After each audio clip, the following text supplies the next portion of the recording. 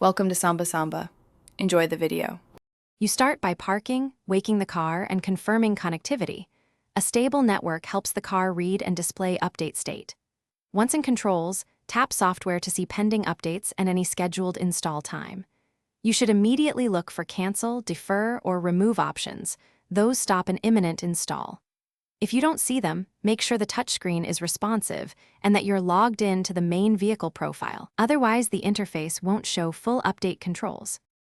Now use the on-screen controls to cancel or defer. Tap Cancel to stop the queued install, or choose Defer and pick a later date if you want to postpone. If the system only offers pause, select it and confirm, because that prevents the installer from starting automatically. Once done, check the update status text. It should read canceled or paused. If the car's screen is unresponsive, open the Tesla mobile app and look for update controls.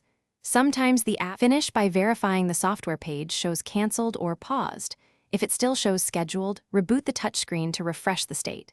You can power cycle the car, soft power off, wait 2 minutes, then power on to clear transient flags. If the update was already downloaded and reappears, remove the downloaded package if the UI allows, or contact Tesla support with your VIN for removal.